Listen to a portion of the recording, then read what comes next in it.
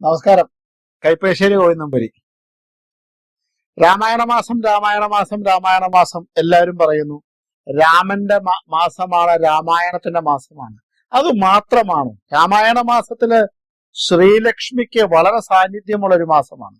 ശ്രീലക്ഷ്മിക്ക് വളരെ അനുകൂലമായൊരു ഘടകമാണ് ഈ ശ്രീലക്ഷ്മിയുടെ. അതുകൊണ്ടാണ് പണ്ട് ഗണപതി ഹോമം, ഭഗവത് സേവയൊക്കെ നമ്മുടെ കുടുംബങ്ങളിൽ നടത്തിയിരുന്നത്. അപ്പൊ രാമായണ മാസത്തില് ശ്രീലക്ഷ്മിയുടെ അനുഗ്രഹം കിട്ടാൻ ഒരു കുടുംബത്തിൽ ആചരിക്കേണ്ട കർമ്മങ്ങൾ എന്ത്? ഒന്ന് ആലോചിച്ച് നോക്കൂ. ഈ രാമായണ മാസം പുണ്യമാസാണ് എന്ന് നമ്മൾ ഉറക്കെ പല പ്രാവശ്യം പ്രവർത്തിക്കുന്നുണ്ടെങ്കിലും ഒരുപാട് ഗുണങ്ങൾ നിറഞ്ഞ, ഒരുപാട് കാര്യങ്ങൾ നിറഞ്ഞ ഒരു മാസമാണ് രാമായണ മാസം, ആ കർക്കിടക മാസം. ഈ കർക്കിടക മാസത്തില് രാമായണം വായിക്കണം. അതോടൊപ്പം തന്നെ ചെയ്യേണ്ട ഒരുപിടി കാര്യങ്ങളെ കുറിച്ച് നമ്മുടെ സനാതന ധർമ്മം നിഷ്കർഷിക്കുന്നുണ്ട്.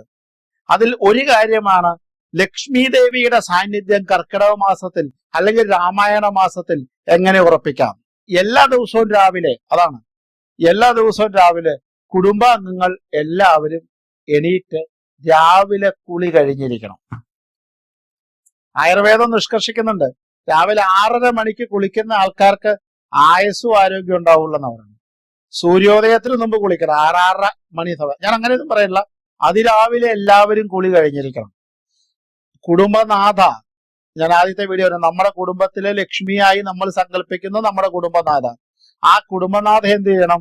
എല്ലാ ദിവസവും രാവിലെ കുളിയൊക്കെ കഴിഞ്ഞ് വൃത്തിയുള്ള വസ്ത്രങ്ങളൊക്കെ ധരിച്ച് കുളിച്ചാൽ കുറി തൊടുക. ചന്ദനമൊക്കെ തൊട്ട്, കുറി തൊടാത്തവരെ തൊട്ടാ കുളിക്കണം എന്നാ പറയണേ. കുളിച്ചിട്ട് കുറി തൊടാത്തവനെ തൊട്ടാ കുളി. എന്നിട്ട് കുറി തൊടാത്ത ഒരു നമ്മുടെ സനാതന വിശ്വാസി ഉണ്ടെങ്കിൽ അവനെ തൊട്ടാ നമ്മൾ കുളിക്കണം. അത്ര അശുദ്ധമാണ് അവനെന്ന് പറയുന്നത്. കുറിയൊക്കെ തൊട്ട് നമ്മുടെ പൂജാമുറിയിൽ വന്ന് വിളക്ക് വെക്കുന്ന സ്ഥലത്ത് വെക്കുന്ന വിളക്ക് പ്രജ്വലനം, ദീപോജ്വലനം നടത്തുന്ന സങ്കേതം അത് എവിടെയാണോ അവിടെ വന്ന് നമ്മൾ ശുദ്ധമായി നിൽക്കുന്ന, വൃത്തിയായി നിൽക്കുന്ന വിളക്കിൽ എണ്ണയോ വെളിച്ചെണ്ണയോ നെയ്യോ ഒഴിച്ച് തിരിയൊക്കെ കത്തിച്ച് അതിന്റെ ചോട്ടില് ഒരു തുളസിക്കതിരും ഒരു കിണ്ടി വെള്ളവും വെച്ച് ഒരു താലത്തിനകത്ത് ഒരു പുതിയ വസ്ത്രം, ഒരു തോർത്തായാലും മതി, ഒരു ചെറിയ പട്ടിന്റെ കഷ്ണം, ചുമന്ന പട്ടോ മഞ്ഞപ്പട്ടോ ഒക്കെ ആവാം, പട്ടിന്റെ കഷ്ണം, അതിന്റെ മുകളിലൊരു വാൽക്കണ്ണാടി അത് വെക്കുക. മറ്റൊരു താലത്തിനകത്ത് ദശപുഷ്പങ്ങൾ വെക്കുക. ഈ വാൽക്കണ്ണാടി വെക്കുന്ന സ്ഥലം, അതായത് ഒരു പാത്രത്തിൽ കുറച്ച് പുതിയ വസ്ത്രം, അതിന്റെ മുകളിൽ വാൽക്കണ്ണാടി, അവിടെ ഒരു അല്പം കുങ്കുമം, കൺമഷി, അങ്ങനെയുള്ള സാധനങ്ങൾ, ദശപുഷ്പം, ഒരു കിണ്ടി വെള്ളം, തുളസിക്കതിര്, കത്തിച്ച നിലവിളക്ക്. എല്ലാ ദിവസവും 30 ദിവസവും പൂജാമുറിയിൽ ഇതൊരുക്കണം. അതായത് കർക്കിടക മാസം, രാമായണ മാസം തീരുന്നേരം വരെ, കർക്കിടക മാസം തീരുന്ന അന്ന് വരെ എല്ലാ ദിവസവും ശ്രീലക്ഷ്മിയെ വരവേൽക്കാൻ, ഐശ്വര്യത്തിന്റെയും നന്മയുടെയും സുഹൃത്തിന്റെയും എല്ലാ ശ്രേഷ്ഠതയുടെയും സൗഭാഗ്യമായി കരുതുന്ന ശ്രീലക്ഷ്മിയെ വരവേൽക്കാൻ വേണ്ടിയിട്ട് നമ്മൾ വിളക്ക് വെക്കുന്ന സ്ഥലത്ത് രാവിലെ ഇത്രയും കാര്യങ്ങൾ ഒരുക്കി വെച്ച് നാമജപാദികൾ ചെയ്യണം. ലക്ഷ്മിയുടെ അഷ്ടകം ജപിക്കാം, രാമായണത്തിന്റെ ഒരു അധ്യായം ജപിക്കാം, അല്ലെങ്കിൽ നാരായണീയം ജപിക്കാം, ലളിതാ സഹസ്രനാമം ജപിക്കാം, വിഷ്ണു സഹസ്രനാമം ജപിക്കാം. എങ്ങനെയായാലും കുഴപ്പമില്ല. നിർബന്ധമായിട്ട് ഈ കാര്യങ്ങൾ എല്ലാം, ഐശ്വര്യം വേണം എന്ന് നിഷ്കർഷയുള്ള, എന്റെ പരമ്പരയ്ക്ക് ശ്രീലക്ഷ്മിയുടെ അനുഗ്രഹം വേണമെന്ന് ആഗ്രഹിക്കുന്ന, എന്റെ കുടുംബത്തിൽ സമ്പൽ സമൃദ്ധമായ ജീവിതം വേണമെന്ന് ആഗ്രഹിക്കുന്ന, എനിക്ക് സമാധാനപരമായ ജീവിതം വേണമെന്ന് ആഗ്രഹിക്കുന്ന, എനിക്ക് സന്തോഷകരമായ ജീവിതം വേണമെന്ന് ആഗ്രഹിക്കുന്ന, അറിഞ്ഞോ അറിയാതെ ചെയ്ത തെറ്റുകളെല്ലാം പുറത്ത് എനിക്ക് സുഹൃതം ഉണ്ടാവണമെന്ന് ആഗ്രഹിക്കുന്ന എല്ലാ ഹിന്ദു ഭവനങ്ങളിലും നിർബന്ധമായിട്ട് എല്ലാ ദിവസവും ശ്രീലക്ഷ്മിക്ക് വേണ്ടി ഒരു പീഠം ഒരുക്കണം. ഓണക്കാലത്ത് തിരുവോണത്തിന്റെ അന്ന് നമ്മുടെ വാമന ഭഗവാനായ മഹാവിഷ്ണുവിന്റെ ഒരു അവതാരമായി നിൽക്കുന്ന വാമനമൂർത്തിയെ നമ്മൾ പൂവട കൊടുത്ത് എപ്രകാരം നമ്മുടെ കുടുംബത്ത് സ്വീകരിച്ച് ആ ഐശ്വര്യത്തെ നമ്മൾ വരവേൽക്കുന്നു, അപ്രകാരം കർക്കിടക മാസത്തില് 30 ദിവസവും ഒരു പീഠത്തിനകത്ത് ഒരു ഒരു പീഠമില്ലെങ്കിൽ 2 താലമായാലും മതി, 2 സ്റ്റീൽ പ്ലേറ്റ് ആയാലും മതി. അതിപ്പോ എല്ലാവർക്കും ഒന്നും ഉണ്ടാവാത്തോണ്ടാണ് ഞാൻ പറഞ്ഞത്, കുറച്ചുകൂടെ ഞാൻ താഴേക്ക് വന്ന്. ഇതൊന്നും പറ്റില്ല, ഒരു വാഴയില, തൂഷണിലയിലായാലും മതി. ഇങ്ങനെ ഒരു ശ്രീലക്ഷ്മിക്ക് വേണ്ടി ഒരു പീഠം ഒരുക്കുക എന്നാ പറയുന്നത്. ആ പീഠത്തില് ഇരിക്കുന്ന ഭഗവതിയെ നമ്മൾ സങ്കല്പിച്ച് നമസ്കരിച്ച് 30 ദിവസവും പോകുക. 30ാമത്തെ ദിവസം എന്താ?